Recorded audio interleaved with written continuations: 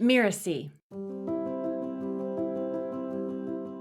The objective of that part of the conversation is to find out, does this person have a struggle or a need? Do I have a solution that will match that or solve that for them? And the third most important thing is, do I have permission to put an offer in front of them? You know that moment when you finish a discovery call and you're sure the client is interested, only to hear crickets afterward? No follow-up, no sign-ups, nothing. It is so frustrating, right? What if there was a way to restructure those calls so that potential clients feel heard, valued, and most importantly, ready to say yes? I'm Melinda Cohan, and you're listening to Just Between Coaches. I run a business called The Coaches Console, and we're proud to have helped tens of thousands of coaches create profitable and thriving businesses. This is a podcast where we answer burning questions that newer coaches would love to ask a more experienced coach. Today, we're talking about how to turn your discovery calls into actual paying clients without feeling pushy or awkward or salesy. And I've invited someone who knows this process inside and out.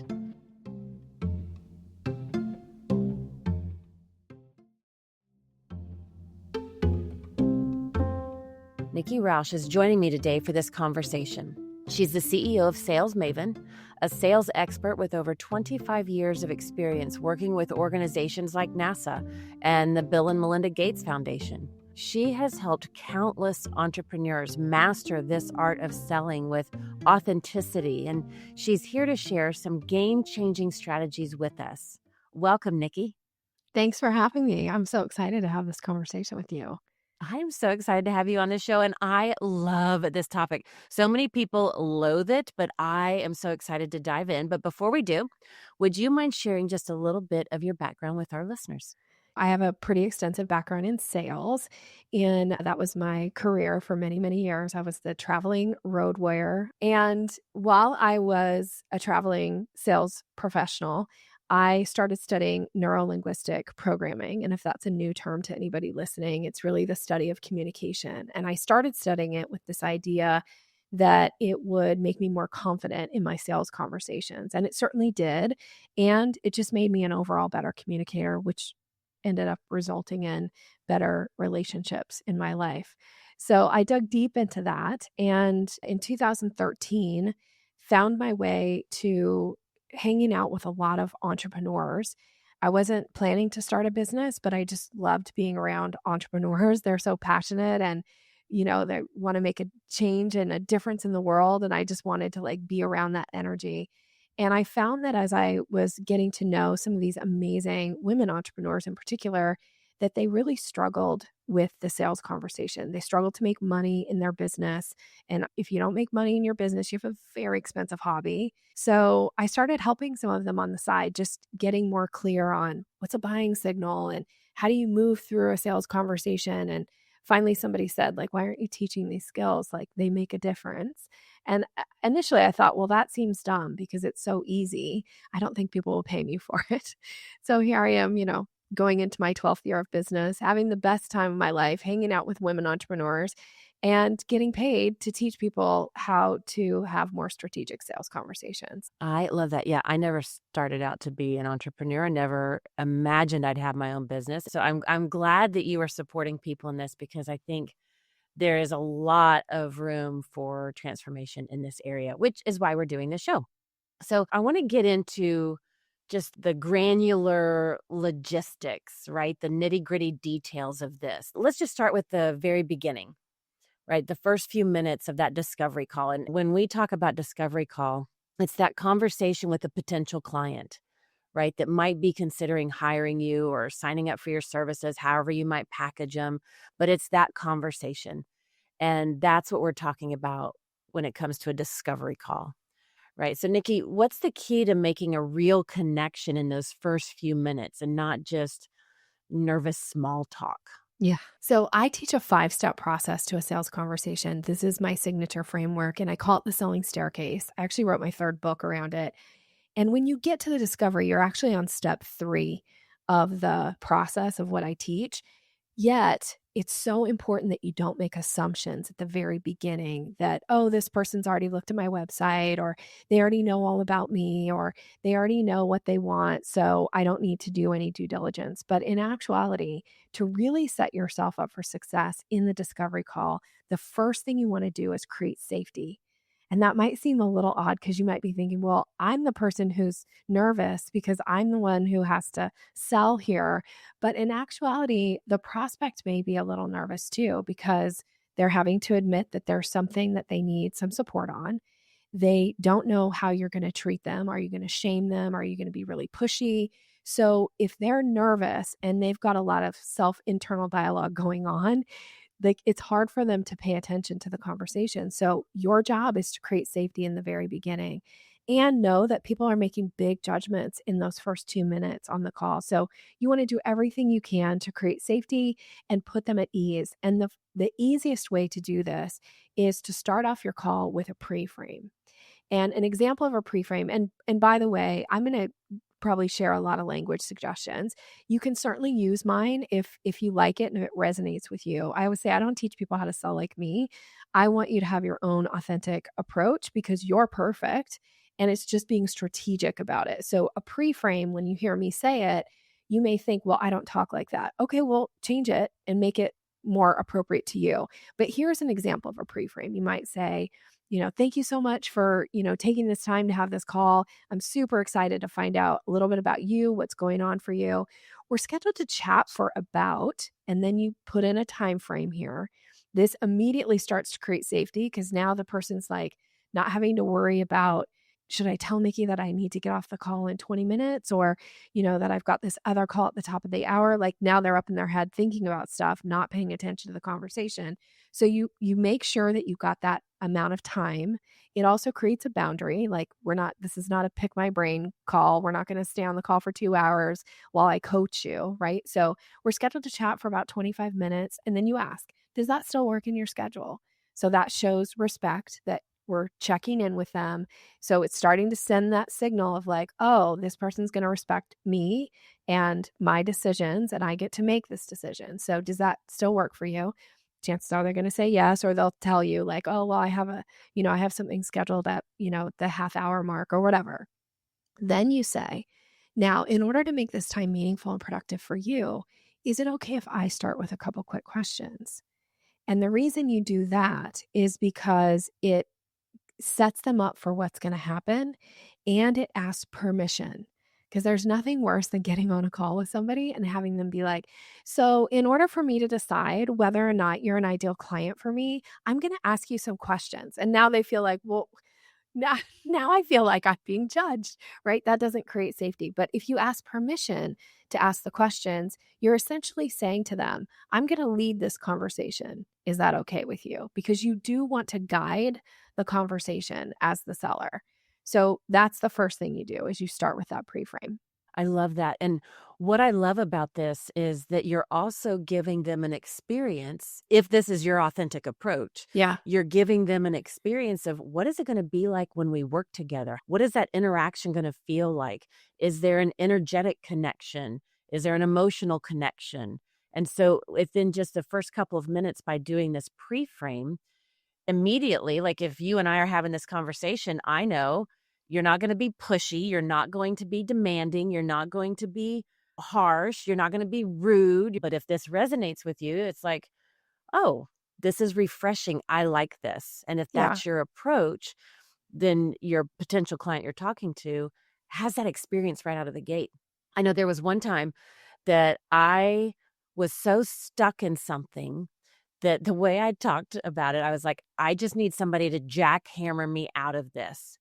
And so when I was looking for a coach, I was needing a coach that was very pushy, very forthcoming. And I said that when I was talking to potential coaches. So it's not that one approach is good, bad, right, or wrong. But what I love is however you describe it, it gives them that experience of what it's like interacting with you.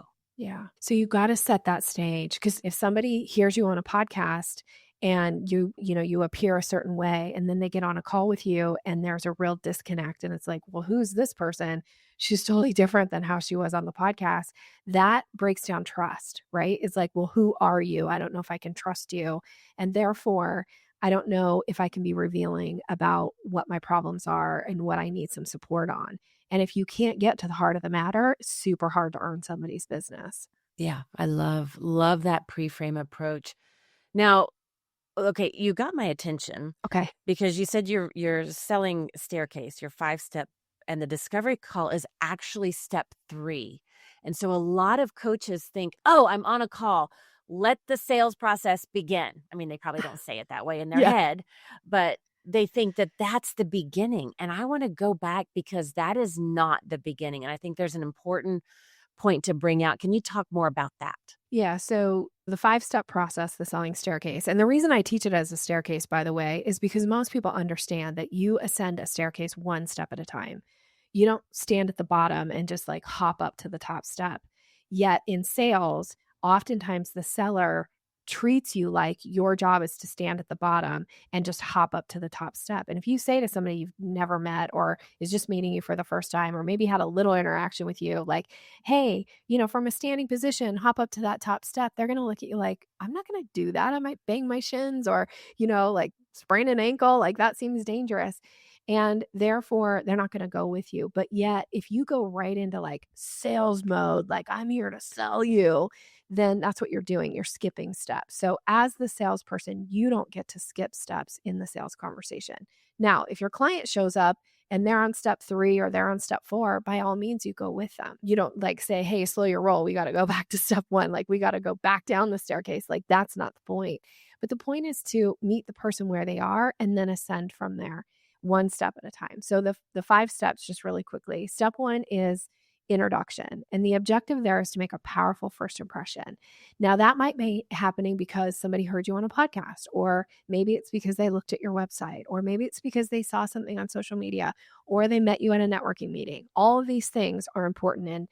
And you should be asking yourself, like, what is it like when people interact with me for the first time?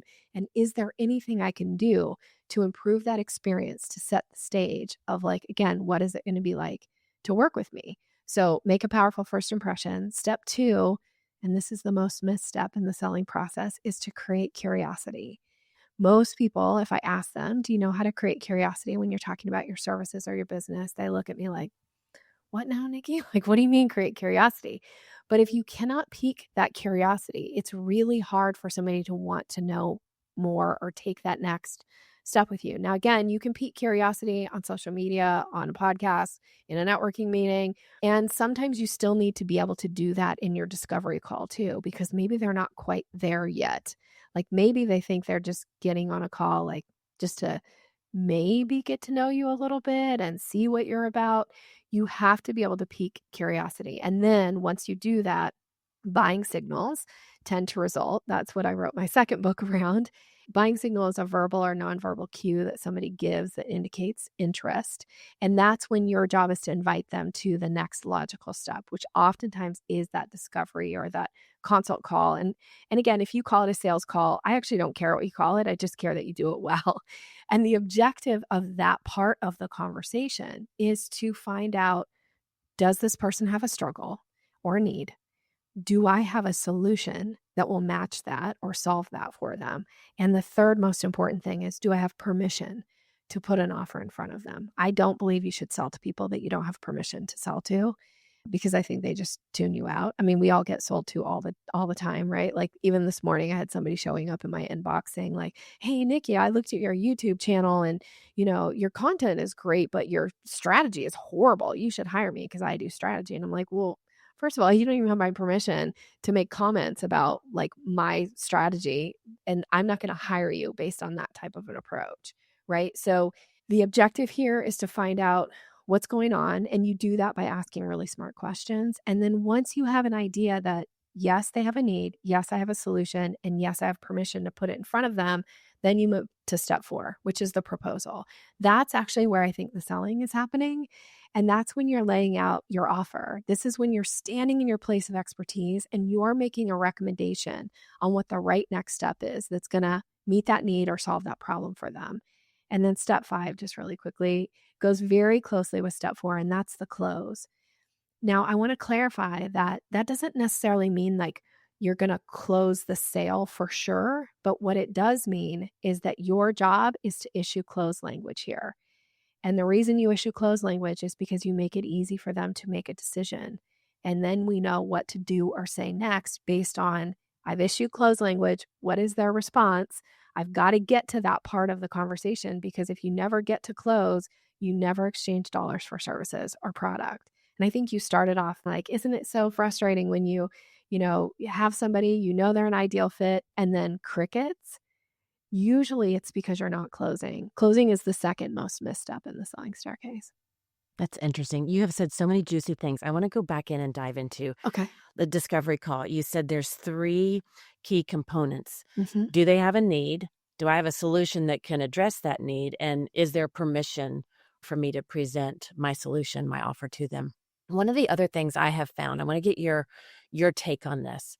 One of the other things I have found is that in that call, we have to gauge commitment level. And so that's a piece I intentionally bring into the conversation, not just me understanding their commitment level, but making sure they're clear on their commitment level.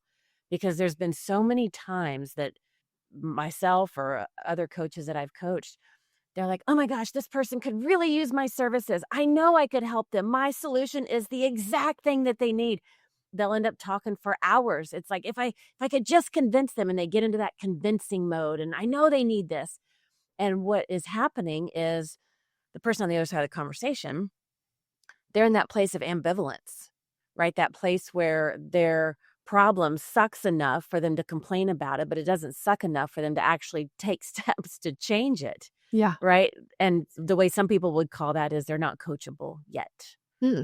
And so I always like to bring in a piece of commitment exploration to the conversation so that I don't waste my time. I'm not wasting their time. I'm not dropping into pressure mode or it doesn't get weird or wonky because they're not in a place to take a step yet. Yeah. How do you handle that in the discovery call? Or is there a different place or different way that you address that? I absolutely love that you brought this into the conversation. So a couple things I want to comment on. First and foremost, and we'll see if you agree with this. I think you do just based on what you just said, but you tell me. Your job in sales is not to convince anybody. And if you're approaching sales as if you're supposed to convince people, you are probably alienating your potential buyer. You're causing them to want to go to look to see who else is out there. Because in our society today, we are so bombarded with people trying to convince us and change our mind. But when's the last time somebody who you didn't have a lot of rapport with came up to you on the street and said, I noticed that you have this bumper sticker, so you obviously think this way, but you should really change your mind about this. Let me give you all the reasons you should change your mind. You're probably looking at a person like, first of all, I don't want anybody to change my mind. I've already made a decision about this. So when somebody goes into convince mode, people draw a line in the sand and they're like, I'm not going to cross that line no matter what you say or do. So never, ever fall into this idea of convince anybody. The other thing is, I say this a lot, is sales isn't something you do to another person. It's something you do with another person. And if you're in a convince mode, you're trying to do something to someone, which is manipulative and frankly gross. So they're going to turn off from that. But the topic that you brought up about commitment level and their investment in making some kind of a change is so crucial. And I think you can do that through questions. Now, this particular type of question may require a little bit of an explanation before you ask the question to help them set the stage as far as like expectations. So instead of just asking somebody, for instance, like, what's your commitment level to making this change? That might be too big of a question for them because then they're like, well, I don't really know how to answer that. Why are you asking me that?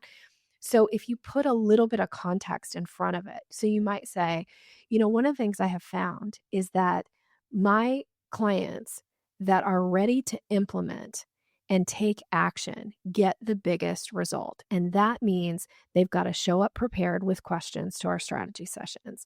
And then they have to be committed to immediately implementing at least 1 to 3 things within the first 3 days after our strategy call. So that does require a level of commitment on your part. And that might mean an hour or 2 or even 3 of your additional time outside of coaching in order for you to take action so that we know whether or not like what we're working on is going to make a difference in your business. So given that, what kind of commitment are you able to make as far as timing with this right now? I love it. So I just pre-framed and then I asked the question. Yeah. Now, there was a lot of explanation to it, but that's me kind of just doing it off the top of my head. I could probably refine it and make it shorter.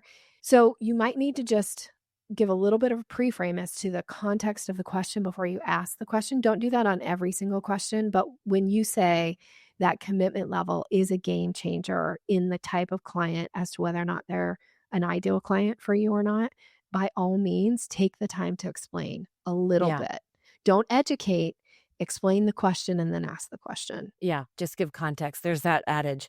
I don't even know if it's old or new, or it's something that I live by. First the why, then the what. Yeah. Right. Give the context, set the stage, because that makes it about them. Yes. It lets them know, why does this matter to me? How is this going to help me better my situation? And it's like, oh, I'm on board with that. That makes sense. And so then they can see why the commitment question is important. Sometimes I will just share, I like to use the scale of commitment, as I call it. I'll give the context and then I'll just simply say, on a scale of 1 to 10, like, how committed are you to putting this into practice and making change? And they'll I don't even let them think about it. It's like, you already know the number. What's the number? Let me hear what that number is. And they're like, oh, I'm a 7. Oh, okay, great. And what I find is that for people that are below a 5, that's that land of ambivalence, right? They're interested, but they're not committed. Yeah. So it's really a no, not yet. Yes. Right. I don't know if it's soul searching they need to do or clarification or just whatever it might be, but they're a no, not yet. And then my favorite follow-up question is, if they're of a 6 or greater, 6 to 9, I love asking, what would it take to be a 10? And then their answer to that question reveals so much about where their objections are, where their hesitations are, where they still have doubt and uncertainty. And there's a place for great conversation. Yes. To have that conversation to help guide and navigate them to see, are they ready? Is this the right solution for them? Is this going to be a great experience? And so that's how I love approaching the commitment. But it's something that is important to bring in. And most of the time it's unintentional. When I see coaches drop into that convincing mode, it's usually because they know, if you just do this work, you're going to have such great results. I know the other side of this. I've been there. I've seen it. I've taken other people there. And that passion can become a double-edged sword if we're not careful. Yeah. And that passion can turn us into convincing or pressure without even realizing it. So I love the granular tips that you're sharing here. I love yours too. You nailed it. That question, what would it take? I actually teach that question in a few different contexts. And it really does send the message to the other person, like, think about it, because chances are they haven't actually thought about it yet. And by asking the question, you spur their brain to help come up with some answers that they may not even know about themselves yet. So oftentimes, if you don't kind of uncover those things, it's hard for them to make a decision to move forward. So you nailed it. I love that question. I love that you use it. Now, you teach something that's called cat calling versus dog calling. And this has my curiosity. Okay. Like, when it comes to creating curiosity for your offer, like, break that down for us. What is that? Okay, so I feel like you've set me up so well with this of how our conversation has gone so far. So creating curiosity is step 2, And it is this idea of, I always say it's the difference between how you call a dog and how you call a cat, which I know sounds a little crazy. So stick with me here. Wait, you can actually call a cat? Yeah. Well, that's the whole point, right? So think about what I call the dog calling energy. If you are going to call a dog, oftentimes you change your energy a little bit. You go into this like, come here, boy, come here, right? And dogs love that kind of energy. They don't know if they're going to get a treat, if they're going to get a bath, they're going to get a car ride, a walk. Like they don't know, but they're so in. It's like, oh, what is it? Like, I'm so in, I'm ready to play, right? And yet, when you go into convince mode, oftentimes you're in this dog calling energy. It's like, oh my gosh, I know this is going to work for you. Oh, you don't even know how great life is going to be on the other side of once we go through this process. You're in dog calling energy, and people push away from dog calling energy. We don't respond to that often. And I also want to comment here that if your natural kind of go-to energy is a little bit on the dog calling energy, you're perfect. This is about adding another tool to your toolkit, because when you have more tools, you have more flexibility. And the person who is the most flexible in the conversation has the most influence. My all-time favorite quote is, "Blessed are the flexible, for they shall not be bent out of shape." And so we're going for flexibility here. So on the flip side of this, cat calling energy, think about calling a cat. You usually will change your energy and you'll do this like, here, kitty, kitty. Here, kitty, kitty. Now, you kind of alluded to this, Melinda. If you call a cat, sometimes they'll look at you like, what? They're not even going to come, right? They'll just give you enough of a like, what? Impress me, tell me something, and then I'll decide whether or not I'm in. So when you are in this creating curiosity mode, we have to pique the curiosity for somebody to want to lean in, for somebody to want to ask you a follow-up question, for them to want to know more. So you don't have to be in convince mode, and that also kind of translates into word vomit mode, dog calling energy. In cat calling, it's more about giving answers. That's one way to create curiosity, is the way you answer a question that somebody would ask you. For instance, you create an answer that's maybe 1 or 2 sentences that gets somebody going like, well, tell me more about that. What does that mean? So if you use it in your consult or your discovery call, for instance, you might say to somebody, I already have like 3 specific things that we could work on together that would make this change for you happen. So I'm wondering, is that something you'd want to know more about? They're like, what are those 3 things, right? Like, what does that mean? Versus me going, so I have 3 things that are going to make a difference in your life. Like, number 1 is this, blah, blah, blah, word vomit. Number 2, word vomit. Number 3, like, I don't need to go into the detail. I want them to say, what is it, Nikki? Or tell me more about that. Or, I have an idea for you, and I'm wondering if you'd be open to hearing it. People are like, what? Tell me. Is it about me? Because I want to hear about me, right? So we have to create this curiosity to get people to want to go like, tell me more. And this is why, again, I'm asking permission. I'm not just going into word vomit. Let me tell you why you need to hire me, why I'm so great, how this is going to change your life. No, I'm going to say like, I have some ideas that I think would work for you. Would you be interested in hearing about those? People are like, yeah, tell me. Now they've given you that permission. Now you can tell them. I love that, because instead of being in a tug of war with somebody, you're just in a dialogue and a conversation with somebody, which is way more effective and productive. Yeah, you nailed it. Sales to me is about a conversation. Again, I mentioned like sales is something you do with people, with our conversations. That's where, you talk, you ask questions, I talk, I ask questions. It's this back and forth. If they're thinking to themselves, do I need to be here for this? They're not going to hire you. Right. You're not going to be their coach of choice. You want to be their coach of choice. And that means there needs to be some back and forth dialogue. You need to engage their brain. They want to ask you questions. They want you to ask them questions. Like it's a real exchange of energy and information, so that we're sending the message like, hey, we're in this together. This is something we're going to do together. And that's what I find. If you're not enjoying the experience, they're not either. It's an indication that if you are not having fun, if you are not enjoying this dialogue, alert, it's time to shift something. And that is an indicator. Either maybe you're flying blindly and you've just never been trained in these skills and you just need to know the skills. Maybe there's some mindset work to do. Maybe it's just practicing in a safe container where the stakes aren't high, or a combination of all those things. but it should be an enjoyable conversation. Now, when it comes to step 4 that you talked about was the proposal and laying out the offer. Yeah. So many coaches that I have encountered hesitate to even make the offer or really present it in a confident way because they're already assuming the client won't afford it. How can we shift our mindset so we can confidently present the offer that the client actually needs and not make the decision for them before we've ever given them the opportunity to use their own voice? Yeah, my answer comes with a lot of love. Might be a little tough love here, but I mean this with love and care for if you find yourself in these situations. Your job is not to sell from someone else's wallet. You don't get to decide for them. When you do that, you're essentially saying you know better than them, and you don't. They're an adult. You're selling to an adult. They get to make their own decisions.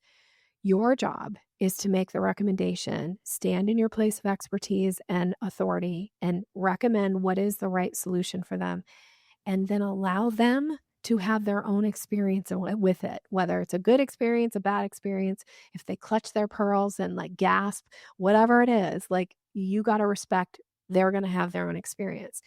Your job is to just make the recommendation and then let them, by issuing closed language, let them make a decision. When you hold back putting an offer in front of somebody, and by the way, people don't ever interpret your good intentions in like the way that you mean them because they don't really understand your intention. Like they don't understand that you're not putting an offer in front of them because you're afraid they're going to be, have sticker shock. So they'll make up some crazy story. It won't be the one that will put you in the best possible light. So your job is to put yourself in the best possible light and make the recommendation and then issue closed language and wait and see what their response is. Yeah. Don't decide for them. Salespeople have these 2 traits that we do. We project our limiting beliefs onto other people, right? Like, I don't know what they're going to think about my offer. Maybe they'll think I'm too big for my britches. They're not even thinking about you. They're thinking about them. And then the other thing we do is we hallucinate. We act as if all of a sudden I've become psychic and I can read their mind. And unless your business card and your website says psychic, you're not one. So again, I mean this with love, but you don't get to make those decisions. You have to put the offer in front of them and allow them to have whatever their response is, whatever their decision is. That's you standing in integrity and saying, here's a solution that will solve your problem. Is that something you'd like to move forward with? And let them decide. And then you zip it and you wait, you stop talking. And, the other thing too is it's important to remember that they're processing. They're just hearing this offer probably for the first time. They need time for their brain to think through, like, what would it take for me to make this happen? What do I need to do with my finances? What do I need to do with my schedule to make this work? You don't really know, again, what's going on in their mind. But if you keep talking, you're essentially muddying the waters. I always say, like, imagine somebody's thirsty and you say, I have a drink for you. And you hand them in the perfect vessel, the perfect drink. They're so thirsty. And just as they go to take that first sip, then you flick a bunch of dirt in it. And then they go, well, now it's not very attractive because you just muddied the waters. So you don't need to muddy the waters. Just be quiet, let them process and let them have their experience. And then you see what they say or do next. And then based on what they say or do next, there are sales strategies that you need to kind of have that next step for, and that's okay. But if you don't let them process and then have their response, you're not going to say or do the right thing next. Now, when that moment happens and they're like, oh, I need to think about it. When they say that, how do you respond in a way that keeps the conversation open without undervaluing, our services? Yeah. So one thing I would say is I totally respect that you want some time to think about it. Is it okay to ask? That's what's known as a softening phrase, by the way. Is it okay to ask what, if anything, or what additional information would be helpful for you to have so that as you're processing and thinking about this, so you can make a decision one way or the other? Is there anything I can provide at this point? Wait, see what they say. And then if they truly do need to think about it, which, I personally believe as a coach that there are certain styles of people, like the way they process information is they need some time. So your job as the salesperson to earn that business is to say, great, about how much time do you think you'll need? let's go ahead now and schedule our next time to chat on the calendar. That way, we can answer any additional questions that come to mind for you, and then we'll make some decisions about next steps for working together. And then you suggest a time and a date, and you get it on your calendar and you get it on their calendar. And then what happens is they actually do take time to think about it. So if it's on their calendar and they see, like, oh my gosh, tomorrow morning, I have this call scheduled with Melinda. I told her I was going to think about it. So now I actually am spending some time thinking about it. And by thinking about it, I now have a question for her. And by asking this question, this is going to determine whether or not I move forward with her. I had a coach of mine for many years, and he used to always say, Nikki, most people are one question away from hiring you. And then I always add to this, and your job is to give them the opportunity to ask the question. So let's summarize a few of the things that we've talked about today. So you shared with us so graciously, you shared with us your 5-step sales process and took us through that selling staircase. And we really dug into that 3rd step of the discovery call. And I love how you began. It starts by creating safety. When that is present, the conversation is much easier to have, and the way I say it, much juicier. Like, you get to really the important parts of the conversation that are going to make a difference and bring clarity for whatever decisions. We talked about bringing in commitment and understanding commitment, and we looked at that from a few different ways and different phrases and language that we can use to help understand what is that commitment level and how can we have that clarity. We talked about the importance of pre-framing things, bringing context so that they understand what's in it for them, whatever it is that we're talking about or bringing up, how it's going to help them with their experience. We talked about not dipping into that convincing mode, but really holding the space and the powerful place that is of giving them the opportunity to be capable and step into a greater version of themselves. And we talked about closing the loop and so many other amazing things. But Nikki, do you have any parting words for our listeners today? Here is my parting words is I'm going to say, never, ever be afraid to invite people to the next step with you. If you know of somebody who would be a good fit, it's absolutely okay for you to say, have you ever considered the opportunity or what it would look like if we work together? Or would you be open to that? Like, it's okay to ask. Now, it's not okay to like launch into sales mode, right? Convince mode, but it's absolutely okay to ask those questions and start to plant seeds in the mind of the potential buyer so they can start to think like, maybe I haven't really thought about what it would be like to work with you, but now I will because you asked the question. So don't be afraid to ask people. Thank you for listening to this episode of Just Between Coaches, and also a giant thank you to Nikki for this incredible conversation. You can find out more about her at yoursalesmaven.com. That's your, Y-O-U-R, sales, S-A-L-E-S, Maven, M-A-V-E-N.com. In the show notes, you'll find the link to her website, and be sure to check out her Sales Maven podcast as well. She has also generously gifted one of her trainings, Seal the Deal, which you can find at yoursalesmaven.com/JBC. That'll also be in the show notes as well. Nikki, thank you so much for coming to the show. Thanks for having me.